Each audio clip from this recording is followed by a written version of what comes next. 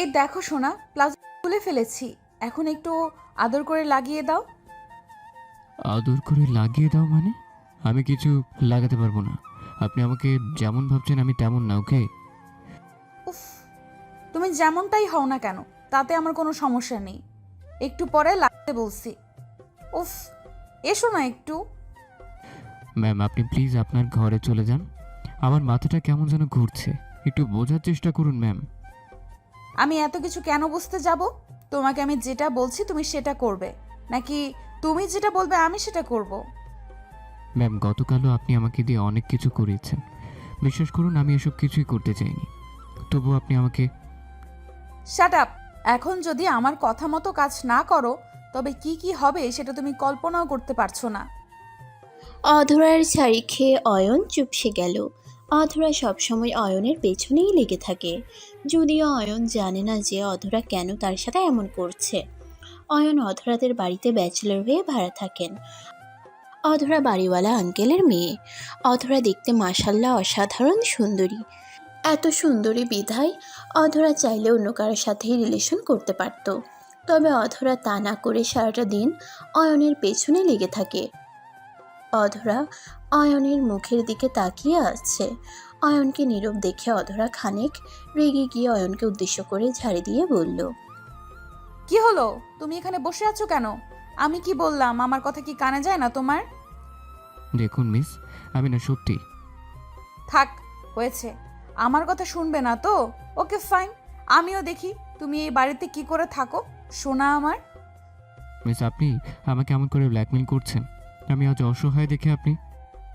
Sorry sorry, আমি আর কিছুই করব না, তুমি একটু অপেক্ষা করো, তারপর দেখতে পাবে সব। অধরা অয়নের সামনে থেকে উঠে নিজের প্লাস কোনো মতে ধরে অয়নের ঘর থেকে বেরিয়ে যেতে লাগলো। অয়ন ছলছল চোখে অধরার চলে যাওয়ার দিকে তাকিয়ে আছে। অধরা এমন করে অয়নকে জ্বালাতন করে যে অয়ন নিজেও সবসময় একটা ভয়ের মাঝে থাকে যে কখন না অধরা এসে তাকে কি না কি বলে। অয়ন অধরাকে চলে যেতে দেখে আর কোনো উপায় না পেয়ে অধরাকে ডেকে থামিয়ে দিয়ে বলল, মিস দাঁড়ান, আমি আপনার কাজ করে দিব প্লিজ। আপনি রেগে গিয়ে আমাকে বাড়ি ছাড়া করবেন না। অয়নের কথাটা শুনে অধরা থমকে দাঁড়ালো। অধরা ঠাই থমকে দাঁড়িয়ে ঘাড় ঘুরিয়ে পেছন ফিরে অয়নের দিকে তাকালো। অয়নের দিকে তাকাতেই অধরা খানিক খুশিতে গদগদ হয়ে গিয়ে অয়নের দিকে এগিয়ে এলো। অধরা অয়নের দিকে এগিয়ে এসে অয়নকে উদ্দেশ্য করে বলল, এই মাত্র তুমি আমাকে কি যেন বললে? আমি না ঠিক শুনতে পাইনি, আবার একটু বলো তো জান। তেমন কিছু না, শুধুমাত্র বলেছি যে আপনার কাজ আমি করে দিব। আপনি প্লিজ কারো কান ভারী করিয়েন না। উফ, এই দুষ্টু, তুমি এমন কেন? তখন আমি এতবার করে যখন বলছিলাম তখন তো আমার কথাটা তুমি শুনলে না, আর এখন শুনছো ফাজিল? কি আর করবো বলুন, আমার কপাল আর কি। দিন কি করতে হবে দিন।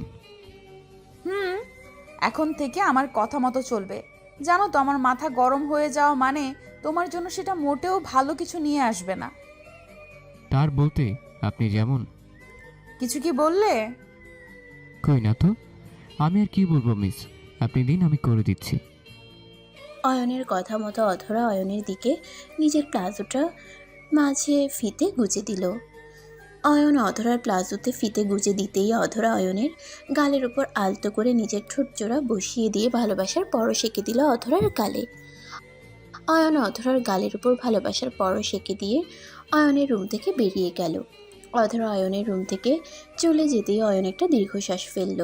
একটা পাগলির জ্বালাতন থেকে অয়ন মুক্ত হয়েছে, এখন একটু প্রাণ খুলে নিঃশ্বাস নেওয়া যাবে। অয়ন একটু শান্তি নিতেই অতঃপর অয়নের মনে পড়ে গেল আজ তো টিউশনিতে যেতে হবে, এমনিতেই লেট হয়ে গেছে অয়নের। অয়ন দ্রুত নিজের কাঁধে ব্যাগ নিয়ে সোজা নিজের ঘর থেকে বেরিয়ে গেল।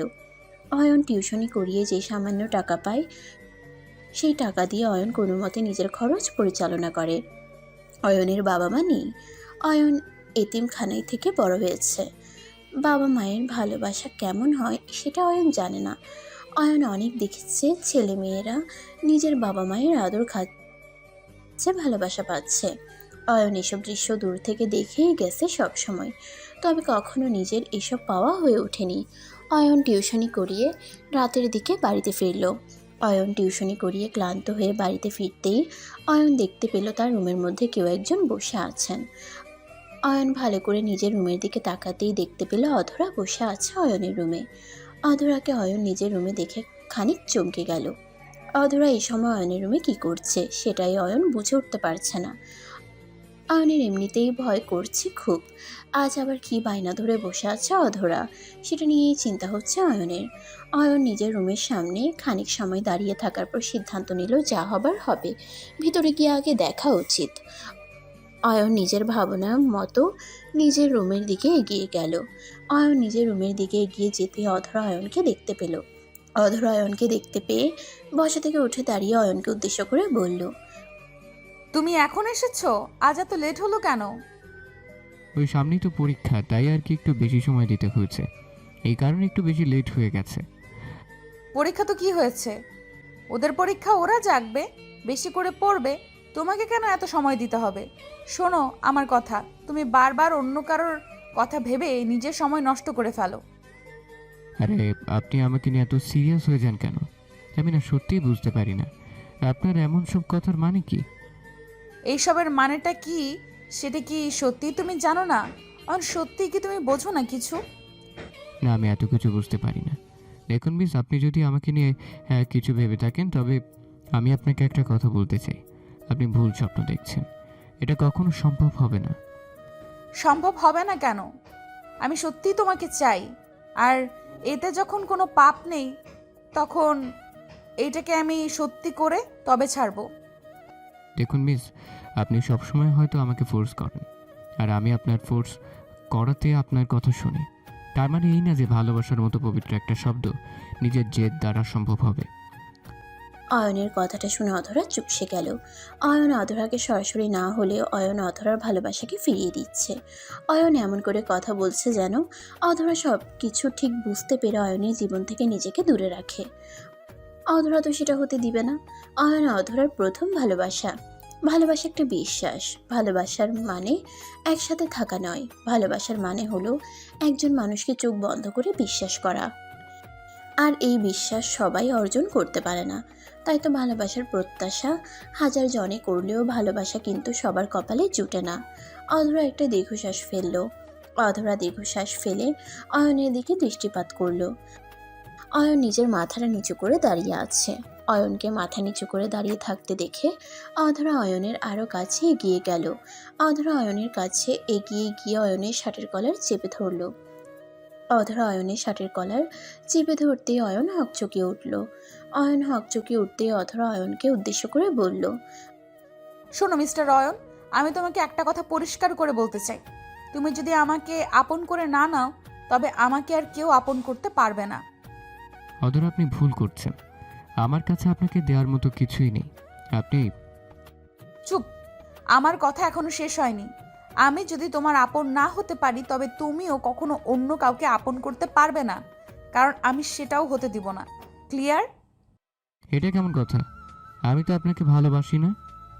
বাসবে, আমাকে ভালোবাসতে হবে। 10টা মেয়ের মাঝে যা যা আছে বিধাতা আমার মাঝেও ঠিক তাই তাই দিয়েছেন। তবে একটা জিনিস একটু স্পেশালভাবে দিয়েছেন, আর সেটা হলো তোমার প্রতি ভালোবাসা। অধরা, আপনি আবার কথা? একদম চুপ, খাবার বেড়ে রেখেছি, চুপচাপ খাবার খেয়ে ঘুমিয়ে পড়ো। আমি আসছি। মাথাটা খারাপ করে দিয়েছো তুমি, এখন মাথাটা ঠান্ডা করতে যেতে হবে। অধরা আর কিছু বলল না। অধরা হানহান করে অয়নের সামনে দিয়ে হেঁটে চলে গেল। অধরা অয়নের সামনে দিয়ে হেঁটে চলে যাওয়ার পর অয়ন নিজের ঘরে চলে গেল। অয়ন নিজের ঘরে গিয়ে চুপটি করে বসে থাকলো। অধরা অয়নের উপর এমনভাবে রেগে যাবে সেটা অয়ন নিজেও কল্পনা করতে পারেনি। তাছাড়া অয়নও তো অধরাকে তেমন কিছু খারাপও বলেনি। অয়নের কাছে তো সত্যিই কিছু নেই। অয়ন অধরাকে দিতে পারবে এমন কিছু অয়নের নেই। অয়নের না আছে একটা জব, আর না আছে টাকা পয়সা। একটা অনাথ ছেলে যার বাবা মায়ের কোনো পরিচয় নেই। এমন একটা ছেলের হাতে কেনই বা অধরার বাবা মা তাদের মেয়েকে তুলে দিবে?